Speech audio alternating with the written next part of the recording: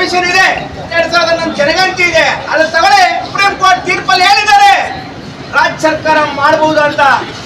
ಹಲವಾರು ಜಾತಿಗಳಿಗೆ ಆಧಾರ್ ಕಾರ್ಡ್ ಇಲ್ಲ ಅಂದ್ರೆ ಅಂತವ್ರಿಗೆಲ್ಲ ಒಳಮೀಸಲಾತಿ ವರ್ಗೀಕರಣ ಆದ್ರೆ ಮಾತ್ರ ನ್ಯಾಯ ಸಿಗುತ್ತೆ. Hello friends, welcome to my YouTube channel. ನಾನು ನಿಮ್ಮ ಶ್ರೀಧರ್ KT. ವಿಡಿಯೋ ಇಷ್ಟ ಆದರೆ ಲೈಕ್ ಮಾಡಿ, ಶೇರ್ ಮಾಡಿ ಮತ್ತು ಇನ್ಫಾರ್ಮೇಟಿವ್ ಆಗಿದ್ದರೆ ತಪ್ಪದೇ ಸಬ್ಸ್ಕ್ರೈಬ್ ಮಾಡಿ, ಶೇರ್ ಮಾಡಿ. ಆಂಧ್ರದಲ್ಲೂ ಕೂಡ ಒಳಮೀಸಲಾತಿ ವರ್ಗೀಕರಣಕ್ಕೆ ನಾವು ಬದ್ಧವಾಗಿದ್ದೀವಿ. ಎಲ್ಲ ದತ್ತಾಂಶಗಳು ಬೇಕು ಅಂತ ಹೇಳಿದ್ದಾರೆ. ಕೆಲವು ರಾಜ್ಯಗಳಲ್ಲಿ ದತ್ತಾಂಶಗಳು ಬೇಕಾದ್ರೆ ಸತ್ಯ, ಆದ್ರೆ ಕರ್ನಾಟಕ ರಾಜ್ಯದಲ್ಲಿ ಎಲ್ಲಿ ಒಂದು ಕಮಿಷನ್ ಇದೆ ಆವತ್ತು ಕೂಡ ಮಾದಿಗ ಸಮಾಜ ವರ್ಷ ಜಾತಿಯಲ್ಲಿ 53.7% ಅಂತ ಎಲ್ಲಿ ಒಂದು ಕಮಿಷನ್ ಏನಿದೆ. ತದನಂತರ ಸದಾಶಿವ ಕಮಿಷನ್ ಅವರು ರಿಪೋರ್ಟ್ ಕೊಡ್ತಾರೆ. ಸರ್ಕಾರಕ್ಕೆ 160 ಕೋಟಿ ಖರ್ಚು ಮಾಡಿ ಕಾಂತರಾಜ್ ಕಮಿಷನ್ ರಿಪೋರ್ಟ್ ಸರ್ಕಾರದ ಹತ್ರ ಇದೆ. ಏನು ಮಾನ್ಯ ಮಾಧುಸ್ವಾಮಿ ಅವರು ಕೂಡ ರಿಪೋರ್ಟ್ ಕೊಡ್ತಾರೆ. ನಾಗಮೋಹನ್ ದಾಸ್ ರಿಪೋರ್ಟ್ ಇದೆ. 2011 ಜನಗಣತಿ ರಿಪೋರ್ಟ್ ಸರ್ಕಾರದಲ್ಲಿದೆ.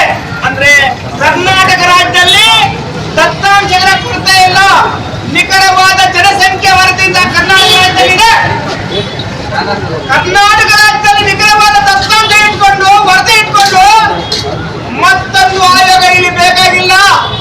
ಯಾಕಂದ್ರೆ ಈ ವಂಚನೆ ನಯವಂಚನೆ ಸರ್ಕಾರ, ಕಾಂಗ್ರೆಸ್ ಸರ್ಕಾರ ಮಾಡ್ತಾ ಇರೋದು ಏನಪ್ಪಾ ಅಂದ್ರೆ 2004ರಲ್ಲಿ SF ಕೃಷ್ಣ ಅವರು ಕಾಂಗ್ರೆಸ್ ಭೇಟಿಯಾಗಿದ್ದಾಗ ಆವಾಗ ಒಳಮೀಸಲಾತಿ ವರ್ಗೀಕರಣ ಆಯೋಗ ಹಾಕಿದ್ರು. ಈಗ 24 ವರ್ಷ ಆಗಿದೆ, ಏನೂ ಆಗಿಲ್ಲ. ಮತ್ತೊಂದು ಆಯೋಗ ಹಾಕಿದ್ರೆ ಮತ್ತೆ 24 ವರ್ಷ ಹೋಗುತ್ತೆ. ಬೇಕಾ ನಮ್ಗದು ಅಂತ ಈ ಇನ್ನೊಂದು ಆಯೋಗ ಬೇಕಾಗಿಲ್ಲ. ಏನಿಗಿರುವ ಆಯೋಗಗಳು ಎಲ್ಲ ದತ್ತಾಂಶ ತಗೊಳ್ಳಿ, ವೈಜ್ಞಾನಿಕವಾಗಿ ರೆಡಿ ಮಾಡುವ ಸದಾಶಿವ ಕಮಿಷನ್ ಇದೆ. ಅವ್ರಿಗೆ ಇಷ್ಟ ಆಗಂಗೆ ಅನುಕೂಲ ಮಾಡಿಕೊಂಡಿರೋ ಮಾಧುಸ್ವಾಮಿ ಕಮಿಷನ್ ಇದೆ. ನಾಗಮೋಹನ್ ದಾಸ್ ವರದಿ ಇದೆ.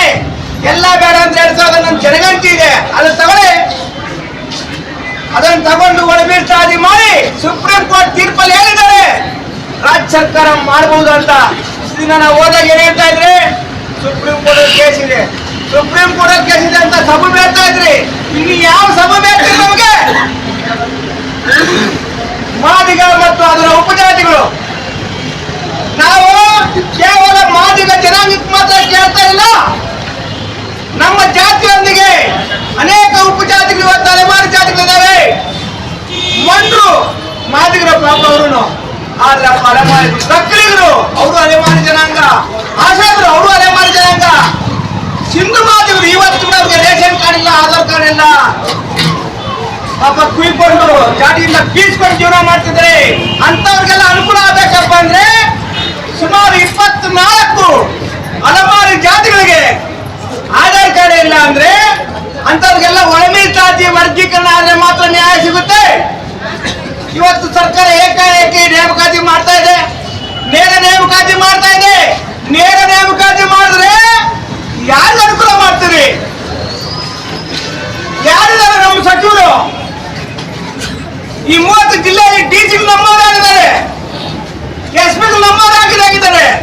ಕರ್ನಾಟಕ ಲೋಕಸೇವಾ ಆಯೋಗದಲ್ಲಿ ಮಾದಿಗರು ಒಬ್ಬರು ಸದಸ್ಯರಿಲ್ಲ. ಇಡೀ ಕರ್ನಾಟಕ ರಾಜ್ಯದಲ್ಲಿ 31 ಜಿಲ್ಲೆ 176 ತಾಲೂಕಲ್ಲಿ ಎಲ್ಲ ಯೂನಿವರ್ಸಿಟಿಯಲ್ಲಿ 31 ಜಿಲ್ಲೆಗಳಲ್ಲಿ ಬರುವ ಯೂನಿವರ್ಸಿಟಿಯಲ್ಲಿ ಒಬ್ಬರು ವೈಸ್ ಚಾನ್ಸಲರ್ ನಮ್ಮವರಿಲ್ಲ, ಅಧಿಕಾರಿಗಳು ನಮ್ಮವರಿಲ್ಲ, ಯೂನಿವರ್ಸಿಟಿ ವೈಸ್ ಚಾನ್ಸಲರ್ ನಮ್ಮವರಿಲ್ಲ. ನೀವು ನೇರ ನೇಮಕಾತಿ ಅಂತೀರಿ. ಯಾರು ಕೊಡ್ತೀರಿ ನೇರ ನೇಮಕಾತಿಯಲ್ಲಿ? ಅವಾಗ ನಮಗೆ ಸಿಗುತ್ತಾ? ನಮಗೆ ಸಿಗುತ್ತಂದ್ರೆ ನಮಗೆ ಸಿಗಬೇಕಂದ್ರೆ ಒಳಮೀಸಲಾತಿ ವರ್ಗೀಕರಣ ಆಗೋವರೆಗೂ ಒಂದೇ ಒಂದು ಪೋಸ್ಟ್ ಕೊಡಬೇಕು. ಅದು ನಮ್ಮ ಮುಖ್ಯವಾದ ಡಿಮ್ಯಾಂಡ್.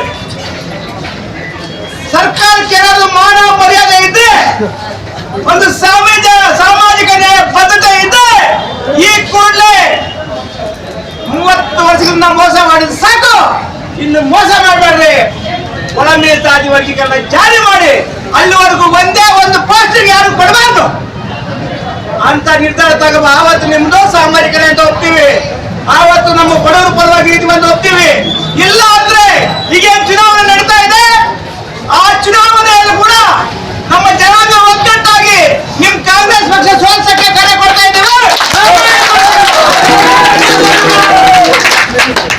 ಯಾಕಂದ್ರೆ ನಮ್ಮ ಸಮಾಜಕ್ಕೆ ನೋವಾಗಿದೆ, ನಮ್ಮ ಸಮಾಜಕ್ಕೆ ದುಃಖ ಆಗಿದೆ.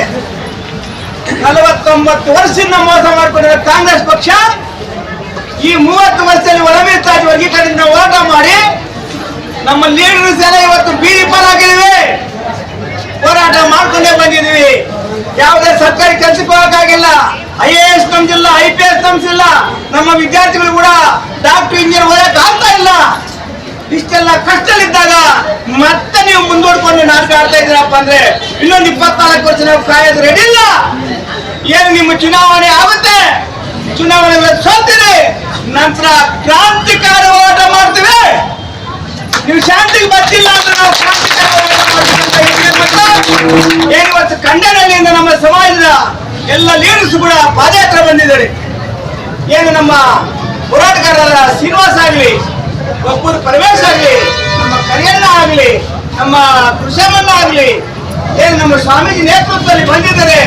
ನಮ್ಮ ಕರ್ನಾಟಕ ರಾಜ್ಯ ಮಾದಿಗ ತಂಡದ ರಾಜ್ಯ ಪ್ರಧಾನ ಕಾರ್ಯದರ್ಶಿ PG ಸಾಗರ್ ಅವರು, ನಮ್ಮ ತುಮಕೂರು ಜಿಲ್ಲಾ ಅಧ್ಯಕ್ಷರು ನರಸಿಂಹರಾಜ್ ಅವರು ಎಲ್ಲರೂ ಕೂಡ ಇಲ್ಲಿ ಬಂದು ಈ ಪಾದಯಾತ್ರೆ ನೀವೆಲ್ಲ ಭಾಗವಹಿಸಿದ್ರಿ. ಏನ್ ನಮ್ಮ ತಾಯಂದಿರು ಕೂಡ ಇವತ್ತು ಬಂದಿದ್ರಿ.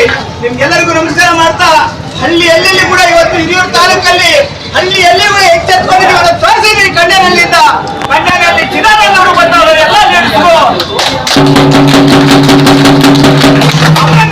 ನಾನು ಮಾತು ಮುಗಿಸ್ತಾ ಇದ್ದೀನಿ.